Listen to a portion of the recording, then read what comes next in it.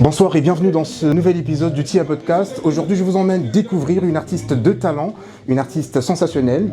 Elle, vous allez très bientôt la découvrir. Et suivez-moi tout simplement. On y va.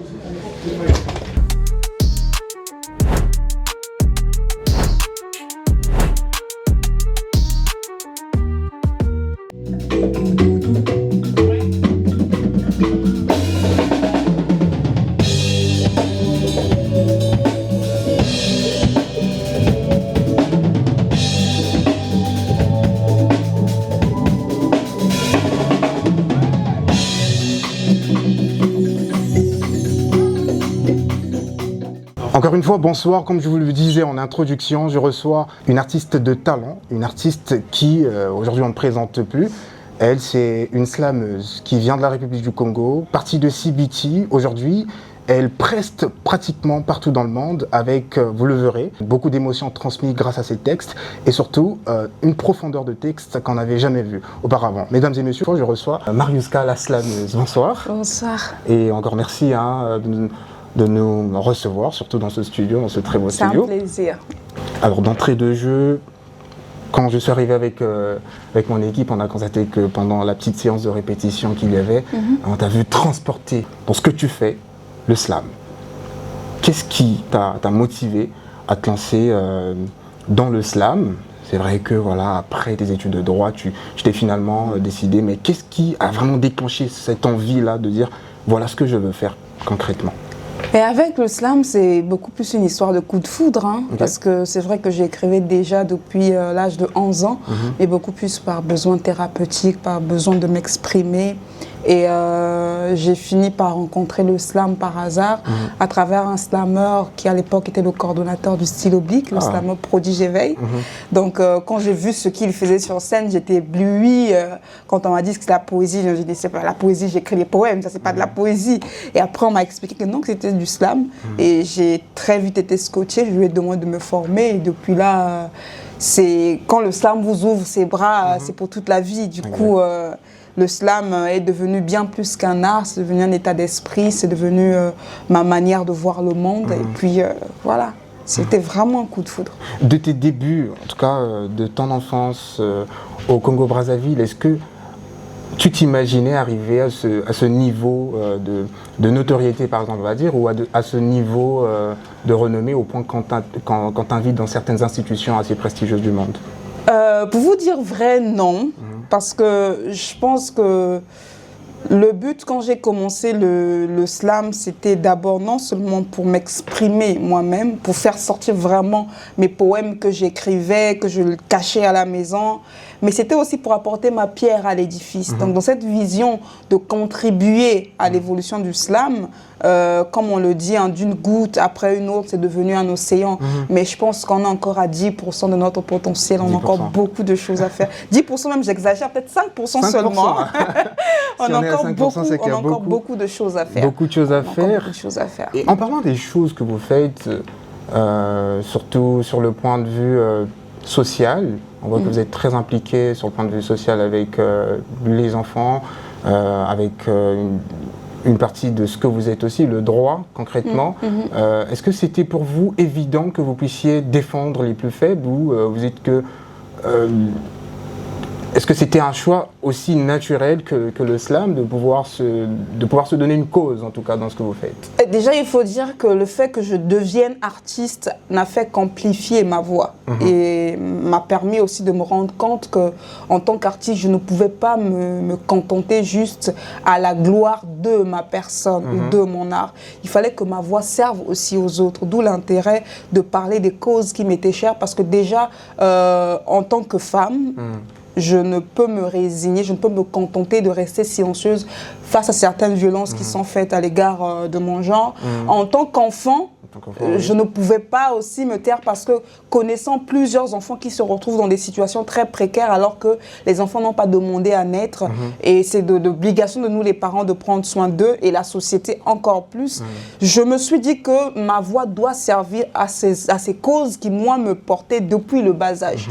Et donc l'art a été juste un prétexte, il faut le dire comme ça, pour amplifier mon combat mais aussi pour devenir d'une manière ou d'une autre la voix des sans-voix et pour servir utilement positivement aux autres. Parce qu'aujourd'hui, la notoriété, le public vous le donne, la célébrité, le public vous le donne. Et qu'est-ce que nous, en tant qu'artistes, on donne au retour à ce public-là? C'est justement parler de leur quotidien, parler des mots qui minent leur quotidien, leur vie, afin que tant soit peu que notre voix serve positivement aux autres aussi. Et on voit que ça sert très positivement parce que vous avez récemment été primé par le président de la République de votre pays, Monsieur Denis Sassou Nguesso, comme chevalière, je pense, dans l'Ordre national du mérite. Qu'est-ce que cela vous a fait? Est-ce que vous l'avez pris comme une concrétisation de ce combat que vous livrez, ou vous vous êtes dit c'est une reconnaissance du travail que j'abatte tous les jours?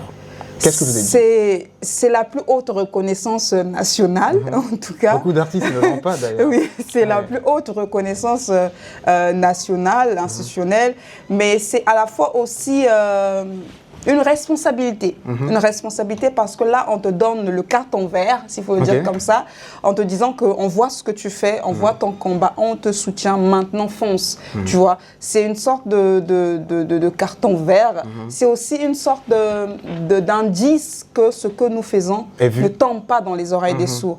Responsabilité dans le sens où il faut multiplier les efforts. C'est pas parce qu'on a reçu le prix qu'il faut maintenant dormir sous ses lauriers, croiser les bras. Au contraire, maintenant que quand tu as comme une sorte de certification, il faut travailler de plus belle. Parce que là, on sert à la fois de modèle pour les jeunes, mais aussi de modèle pour toute une nation. Parce que c'est un titre national, tu vois. Donc, c'est à la fois une responsabilité, à la fois une reconnaissance, une fierté, mais beaucoup plus un boost de travailler encore plus, de persévérer et de toujours donner le meilleur de soi pour l'éclosion de notre culture.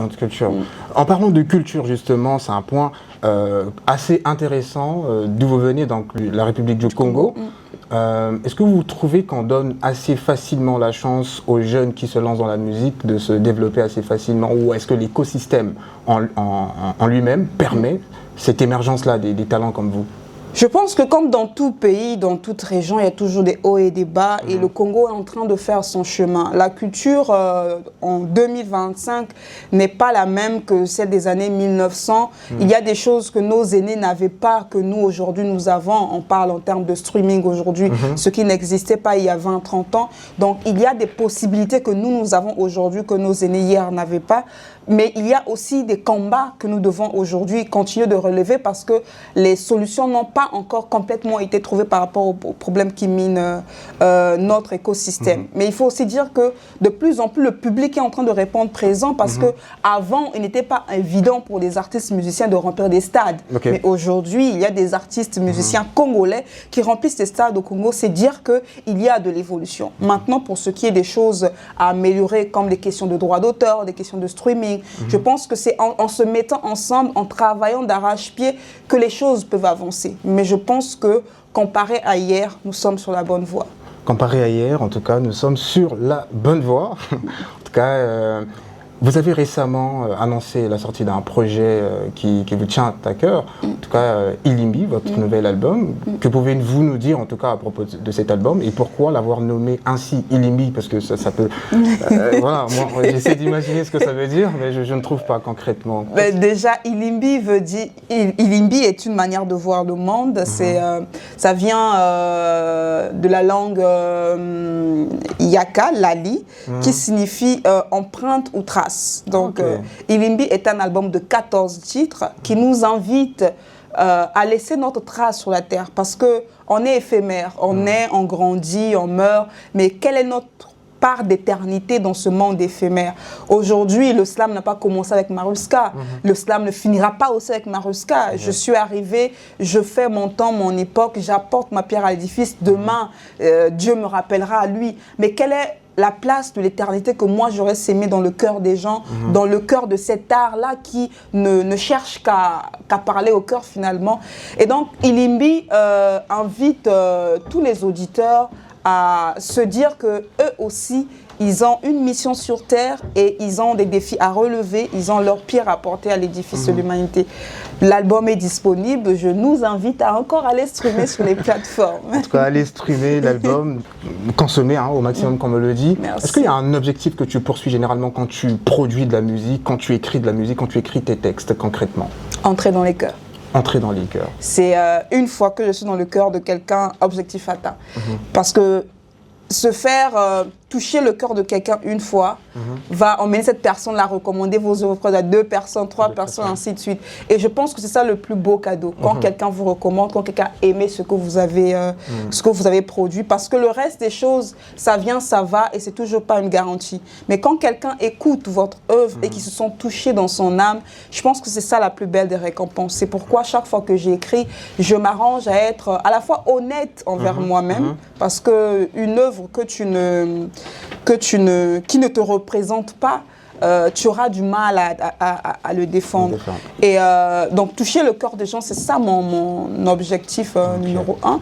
Mais aussi se dire que par le slam, nous pouvons vendre la destination Congo. Par le slam, nous pouvons vendre la poésie made in Congo. Et donc, je ne prends pas cette affaire à la légère parce que je sais qu'aujourd'hui, autant on dit que la République du Congo, c'est le pays de Soni Laboutansi, autant on dit que c'est le pays d'Alain Mabankou, autant un jour... On dira, c'est le pays de Mariuska la Slameuse. J'ai voulu le dire. C'est très intéressant ce que vous dites. Lentement, mais sûrement, nous allons à la fin de cet entretien qui est assez court et assez spontané. En tout cas, j'avais 2 questions pour chuter concrètement. En parlant d'initiatives que vous avez lancées au niveau du Congo, on parle également de ce festival Slam Move. Est-ce que vous en voyez déjà les fruits? Est-ce que vous voyez concrètement ce que ça donne déjà sur le terrain? Oui, il faut dire que l'année prochaine, nous allons dire à la 5e édition et de la 1re à la 4e édition, il y a quand même eu de l'évolution, tant au niveau de l'implication des partenaires, au niveau de la participation du public, mais aussi de l'engouement des artistes. À chaque année, on a plus de candidatures, plus d'artistes qui participent et un public qui ne cesse de grandir. C'est dire que le slam a sa place au Congo, a sa place en Afrique. Et voir que ce festival essaie tant soit peu avec les équipes qui travaillent autour de pouvoir vendre la destination Congo à l'échelle internationale, parce que les artistes qui viennent ne sont pas que de l'Afrique, c'est dire qu'aujourd'hui, la culture est un vrai levier de développement. Aujourd'hui, on parle d'industrie culturelle et créative. C'est important justement que nous, les jeunes, qu'on se rende compte qu'on peut vivre de l'art, qu'on peut vivre de la culture et donc du slam aussi. Mariuska sera en spectacle ce 29. Qu'avez-vous prévu pour le public qui viendra? Beaucoup d'émotions, ce qui est sûr, beaucoup de culture, beaucoup de tradition aussi, beaucoup d'humanité. C'est pas un spectacle à se faire raconter, c'est un spectacle à vivre. Donc, je nous invite à venir très massivement. Surtout ne pas venir seul parce que c'est pas un spectacle des égoïstes. Toujours emmener son frère, sa soeur, son ami, parce que c'est vraiment un concert à savourer en famille, à savourer entre amis. Venez découvrir, vivre l'expérience par vous-même, parce que moi, je ne peux que dire du bien de notre événement, mais c'est à vous de venir le vivre. Premier spectacle en solo. Est-ce que ça a quelque chose de significatif pour vous? La signification, c'est l'audace. L'audace de casser l'écho, d'oser l'impossible, d'être là où on ne nous attend pas, de faire des choses de manière peut-être pas très calculée, mais avec beaucoup de motivation et de foi. Et je pense qu'on a mis ce concert sous le signe de l'audace, justement, c'est pour briser ce mythe, de se dire que nous, les femmes aussi, on peut oser faire des choses, c'est toujours pas facile, mais avec beaucoup de foi, de persévérance et surtout d'amour pour ce qu'on fait, on finit par changer les donnes. Nous sommes pratiquement à la fin. On le suit également à Kinshasa via le partenariat que nous avons avec la chaîne de Werason, Werason MMTV. Donc du coup, ça sera retransmis. Mes salutations au grand Werason. Exactement. Est-ce que vous pouvez montrer un peu, pour ceux qui vous découvrent, un petit extrait de ce que vous faites et de comment est-ce que vous touchez les cœurs? La blouse a diagnostiqué des pathologies poétiques sur la chair de ma plume pleine d'éthique. C'est avec une chirurgie des mots que la poésie j'ausculte, ficelée par l'anatomie de la langue aisée. Il m'a fallu réanimer les consonnes et les voyelles pour savourer la succulence de l'ABC du désir quand l'orthographe et la grammaire partent aux textes. Que le slam s'enflamme. Merci beaucoup. En tout cas, c'était Mariuska pour le TIA Podcast. Nous allons très bientôt, vous allez retrouver l'épisode très bientôt et merci encore à vous de nous avoir accueillis dans ce magnifique studio et nous espérons que nous serons là lors du spectacle et que nous viendrons ensemble fêter avec vous. Merci beaucoup. Merci beaucoup. Et bonne continuation. Merci à vous aussi. À très bientôt. Très bien.